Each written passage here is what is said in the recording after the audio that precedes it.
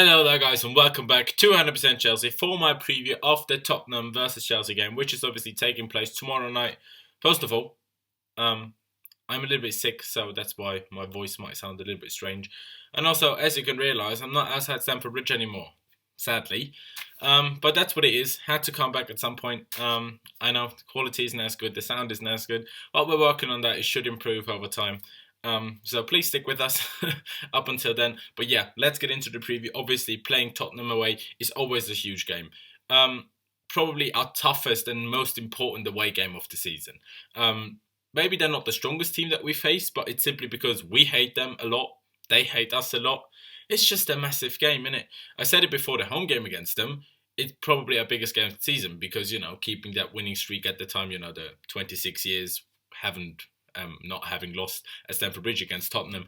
Now it's important to keep our winning streak going, break the record of most successive victories. And generally, just because we play Tottenham, it's a massive game. That's just what it is. Talking about Tottenham, they've been doing well, to be fair. Last 5 games, won 4, only lost 1.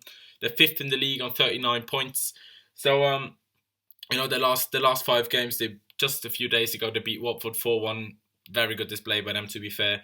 Before that, they beat Southampton 4-1, Burnley 2-1, Hull 3-0, and 5th game from now. In the past, they lost 1-0 to Man United, which they were terrible in that game. But it's a fair while back now. I didn't actually realise until I looked it up when I did the research for the preview. We haven't won at White Hart Lane since the 20th of October in 2012. We beat them 4-2 with Cahill scoring, Mata 2. And good old Daniel Sturridge. Daniel Sturridge scored for us then. You can see how long that is. I didn't realise it was that long. Obviously, we didn't lose there that much, but we just drew most of the time. So let's change that. Let's win because it's bloody fucking Spurs, innit? So let's beat them because we all hate them. Obviously, Liverpool did drop points yesterday against Sunderland. Thank you, Sunderland. Thank you, Mr. Defoe, for making that 2-2. So if we do win tomorrow, we could go 8 points clear at the top of the table. It's just insane. I can't even think about it. It's just insane. Quick mention of Conte's press conference.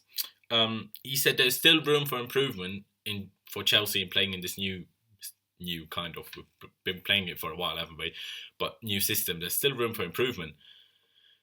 Anyone else? Be scared, because if there's room of improvement after winning 13 games in a row, just be scared. But if Conte says so, he knows what he's on about. So I'm just gonna accept that and say, go on then, show us that.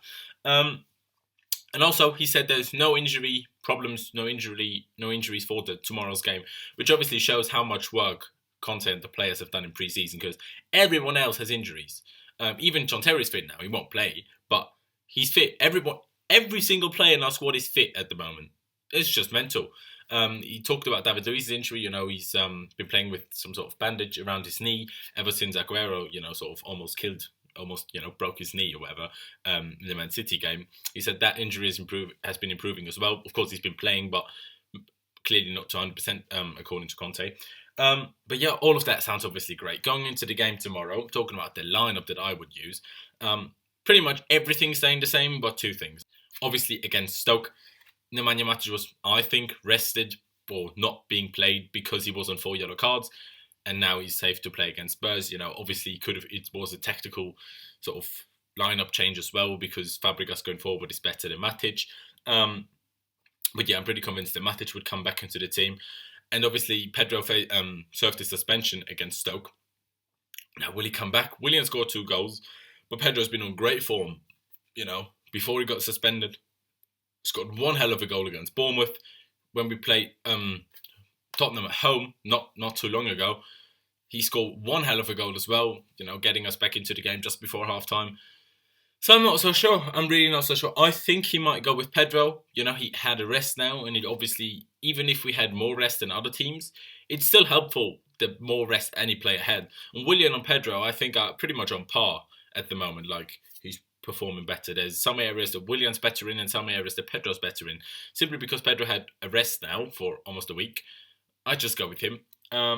But yeah, so obviously my lineup would be Thibaut Courtois in goal, Gary Cahill as the left-sided centre-back, David Luiz in the middle, Cesar Spilicueta as the right-sided centre-back, wing-back staying the same with Marcos Alonso and Victor Moses, central midfield, Nemanja Matic coming in for Cesc Fabregas, next to N'Golo Kante, and the three, attackers. Eden Hazard obviously staying in the team, same goes for Diego Costa, and then as I said, I'd go with Pedro on the right wing, even though, if some of you say Willian deserves after scoring 2 goals, I kind of do agree. But as I said, a rest doesn't do too badly. And I think Willian is a great sub to use. And if he comes on, it's always a great weapon to have. So, yeah, that's what I'd go with. If you looked at our last few games, even though our wingbacks haven't played badly, they were probably the worst sort of players in the last few games, in my opinion anyway. Marcos Alonso, even though he's been playing quite well going forward, he just doesn't take his chances. I mean, that's not his job, kind of. But he still should do a little bit better. And defending both Moses and Alonso, they just seem to not lose their legs, but like that 1 yard that they've been so good at being in front of the defenders when it's about getting a second ball or a third ball at the start of a winning streak. It seems like they're just that yard off at the moment. Sometimes, not all the time, of course, but sometimes. And not saying we should play someone else instead because we don't have anyone in those positions. But that's maybe the only position that I'm worried about because, Danny Rose and Kyle Walker are very good fullbacks, very attacking fullbacks. Let's see if they try the 4-3-4 again against us, like they did last time round when we played them and like a lot of other teams have been doing.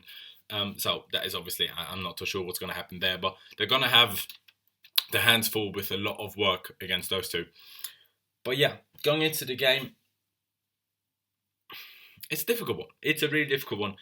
It's just going to be, I think, both teams trying to play their football. We're trying to play our formation. We are trying to play our football. They're at home. Even though they might change the formation to suit us a little bit better, they still want to try to be on the front foot, want to score goals, want to have more of the possession and all of that. We will most likely have less of the ball. We even did against Bournemouth, and we won 3-0. So I'm expecting that, but I still think we're going to, try to play a lot of football, free-flowing football, and not just hit long balls to Diego. I don't think that's what's going to happen.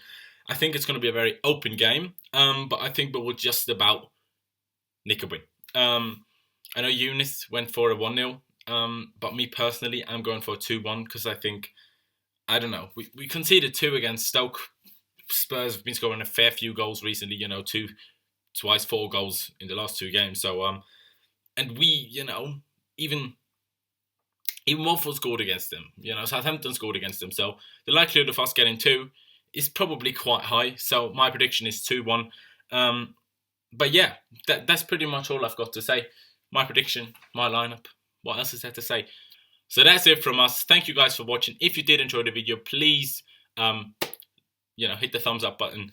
Subscribe if you haven't already. Leave me all of your thoughts down in the comments below on the game, your predicted lineups, your match results, predictions. Leave me all of that down in the comments below. Thank you guys for watching. Up the Chelsea. Can't wait for the game tomorrow. And I'll see you next time.